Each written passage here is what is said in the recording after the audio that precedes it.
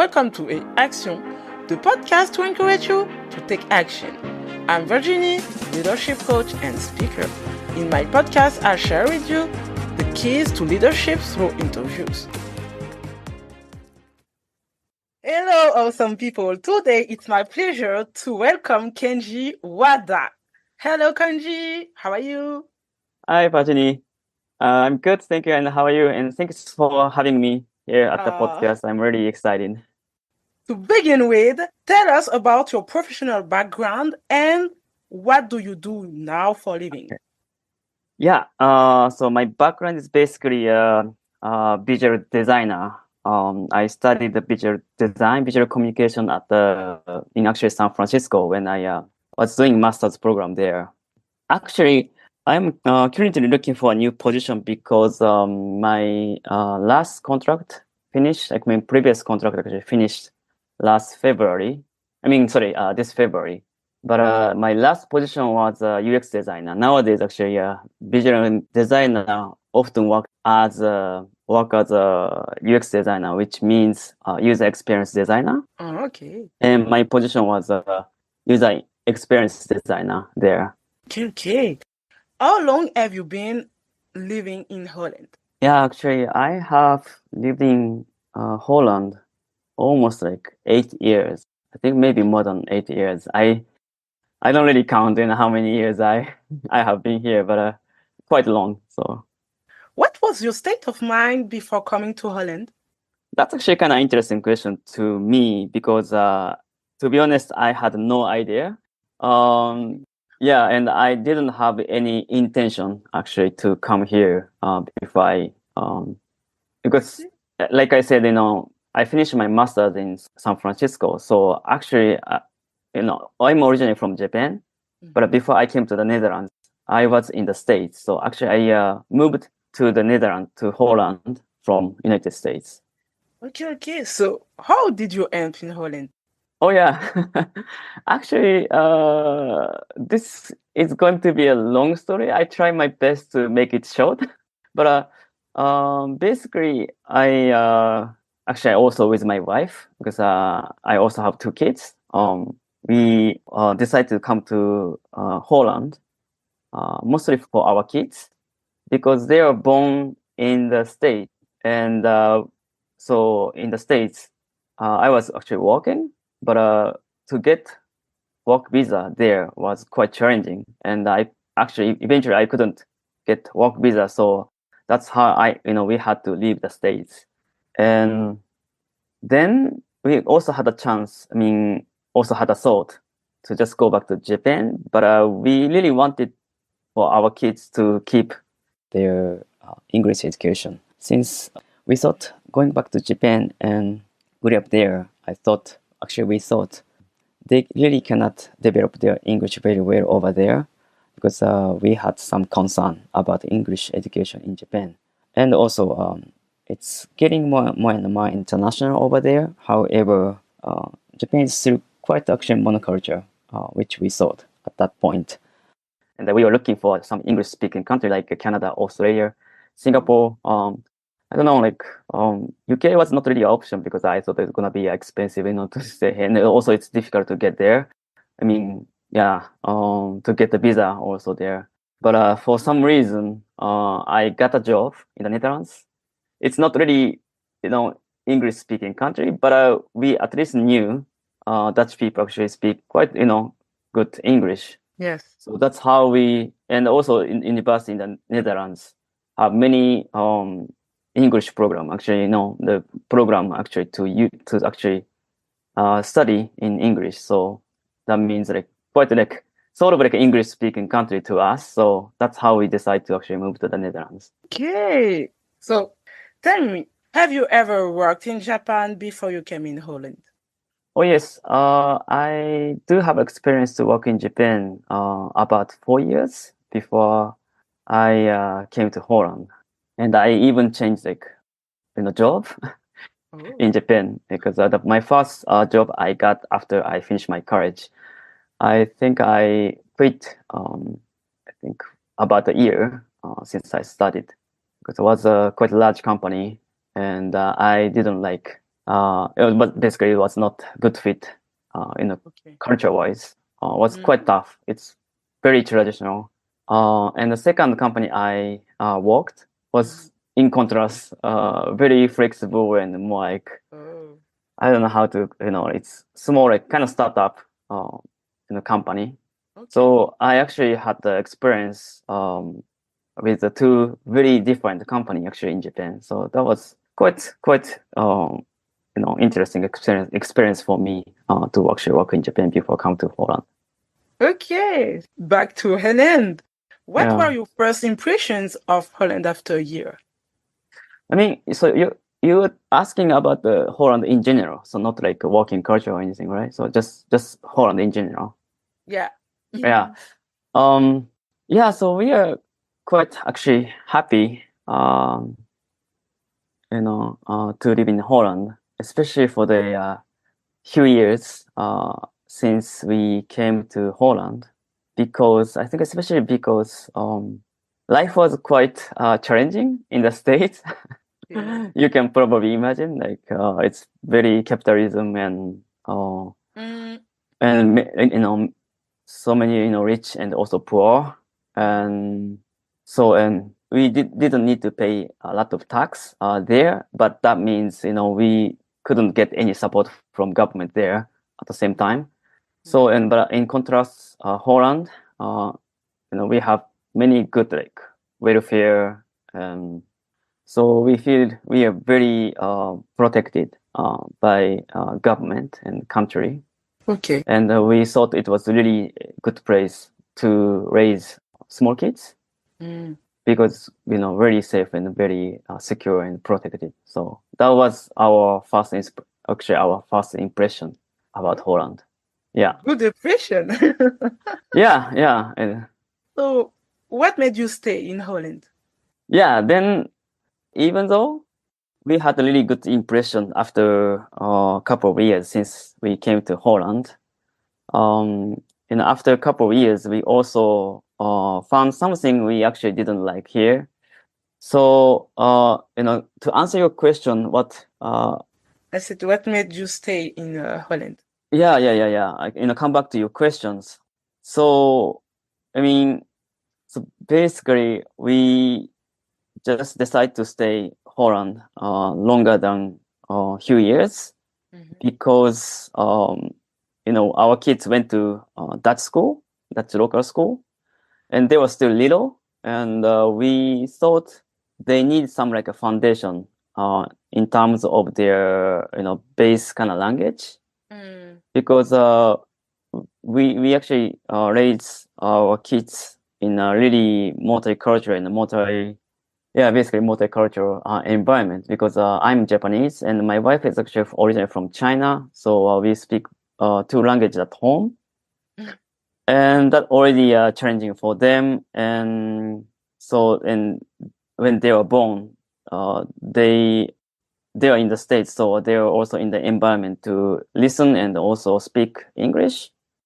And now they start like learning Dutch, and in the middle of learning Dutch, I didn't want them to actually start new environment like in Japan or other country, because it's all mixed up. So we thought maybe good for them to just learn Dutch and make Dutch as a kind of base language, and they can learn other language from there.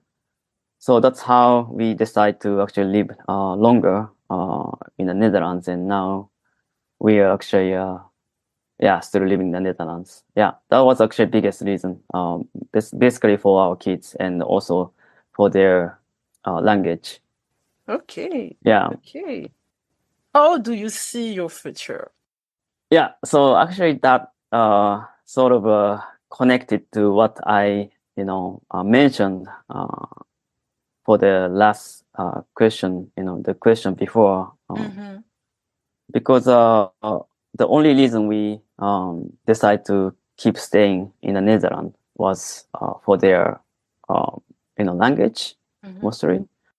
So now we feel like they already made some foundation in terms of their language, and now is the kind of time we can really move to some other country if we want and if needed.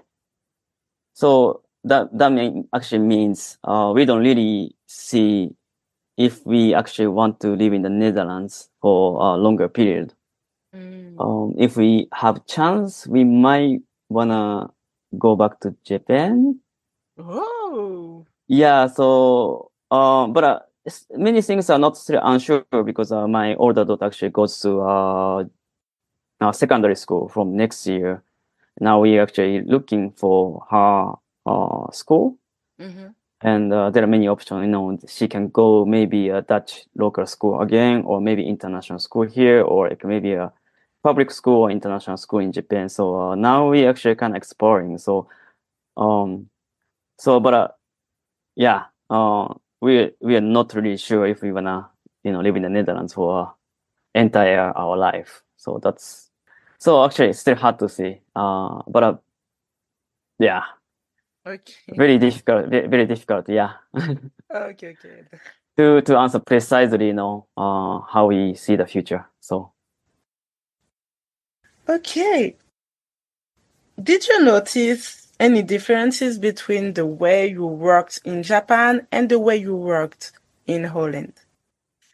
Yes, of course. Yeah, first of all, people here tend to work way less time. Okay.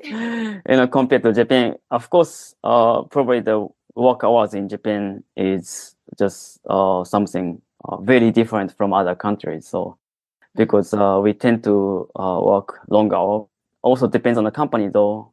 But many people, yeah, I would say in Japan they work really long, like even sometimes start working from 8 and finish working at like 8, 9. It's still kind of good. And some people like 10, 11, it could happen.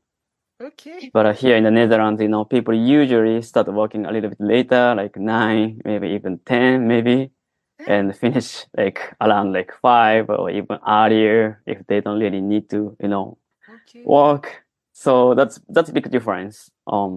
Yeah, and I think that people in Japan plan really, if I mention it positively, they plan really well. What people say is, we really worry about the risks, any risks. So that's how we really want to plan ahead. Okay. So that could be positive and also negative because that could be too much planning. But people here tend to more like flexible in a good way, but not well planned. If I say it a little bit negative way, so. Okay. Yeah, there are differences, huge differences actually, which I noticed.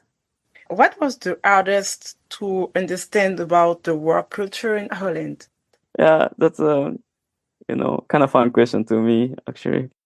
So, like, especially like from my previous, position, I was working at the government agency actually, the Central Bank of the Netherlands, and so it's really I think reflects Dutch culture probably because there are so many. It's not like it was not an international company, and one thing I thought it was very tough for me was like talkative culture. They talk a lot. Oh, Yeah, really? yeah. From the early and from the morning until the end, and there are a lot of chatting. Okay. Yeah, and also I think they seems like to schedule many meetings. Okay. I don't know if this could relate to their talkative culture. In contrast, because Japanese people, we kind of value silence.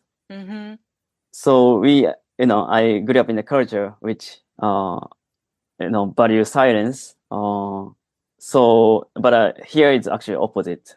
If I had Dutch people actually think if we keep kind of silence, they think people who are silent are kind of not smart. Oh. Basically, yeah. So that's how they kind of have to talk, sort of. Oh. I might be wrong, but this is at least I heard actually from some of my Dutch friends. So that's a actually complete difference. I mean, in how we value between that Netherlands and Japan. So that's something I found actually a little bit tough and hardest actually thing to understand about the kind of work culture here. Okay, it's the first time I heard something like that. Oh, really? Yeah. So Wow. that's why I thought it was really fun kind of question to answer. Yeah. What was your relationship with your leaders? I mean, boss, manager? Yeah, I mean, here in Holland, right? I always thought when I worked in Holland, I thought relationship with like boss, like manager, are kind of weak compared to our kind of relationship. I mean between with the boss in Japan, because I didn't get really direct not really order, but how do I say,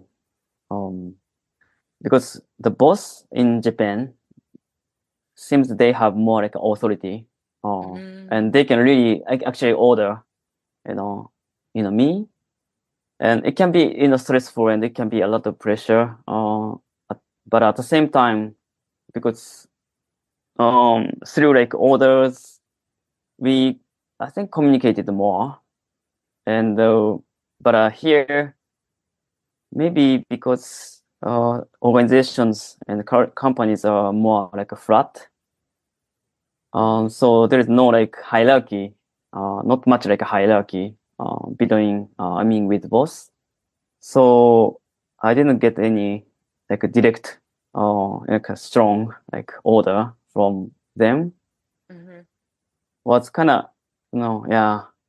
So at the same time, I found relationship can be a little bit weaker because of lack of hierarchy. So that's something I see the relationship actually with boss here, actually compared to the relationship with boss in Japan. I don't know if I could answer this question, though. Interesting. Wow. And how did you consider your work? Yeah, so I'm actually kind of struggling with how I work in the Netherlands, because maybe this also relates to requirements or expectation from the boss. The difference of expectation from boss in Japan and also Netherlands, because it can be too easy. They don't really require a lot. So for me, I felt they're not really expecting like good outputs, like the outputs with the quality and also details. But thinking of Japan, we were always expected to output the best quality. But here it's different. So I sort of adjusted the way I worked, because it was not really required to put the best output. And so yeah, that part actually I'm kind of still like struggling with, and I still don't know if this is the best way I work, because I really care about the details and the quality as a Japanese. It's not challenging enough for you. Basically, yes. And to actually develop myself, I also need to challenge myself, right? I need to always keep output the best qualities and stuff like this. So yeah, I see. yeah, that's actually kind of my struggle at work in Holland. Okay. How did you consider yourself? Yeah, so that's also a good segue to actually answer this question, because actually I could sort of adjust myself. I work less time, and I decide to lower quality, sometimes. And I also found, this way of thinking can be also important. I don't really necessarily say Japanese the way to work is the best way to work in the world or anything, because they do often too much. So I definitely learned in the good thing from working culture in the Netherlands. But at the same time, still, I'm not really satisfied with. So I need to definitely find the right balance between like quality and also how do I say? Yeah, like how much quality is required at work. Okay. Yeah. What would be your word of encouragement or advices? Okay. Yeah. First of all, thank you for listening this podcast. I hope I could provide some like useful information or some insights. Then I would be really happy. Yeah. I don't know, Virginie. If they can contact me directly if they have any further questions, I'm actually happy to answer of any questions. And yeah, so you probably notice now I'm in a kind of transition, and I have both like positive and negative opinions about the life and the work culture in the Netherlands. And I also imagine the listeners this podcast also experience something kind of similar. But what I would like to say, because I can imagine working in a different culture, usually challenging. But I can also say there's always like bright sides, and there are always positive part, and this is in how we actually see the things. So yeah, but at the same time, it's also important. The things not work for you guys are maybe will not work for you guys also in the future. So then at that point, you guys really need to think of what you can do. So yeah, that's something I can really say through my experience to live in Holland and work in a different culture. So thank you, Kenji, for sharing your experiences with us. Yeah, thank you, Virginie. It was a really fun podcast, and I actually had to think a lot of things actually by myself to answer this question. It's also helpful for me to find my feeling and also what I think about to live in Holland and stuff like that. So that was really a good podcast. If you enjoyed the podcast, subscribe to my channel, share and comment. I'll be happy to share another experience with you on the next podcast.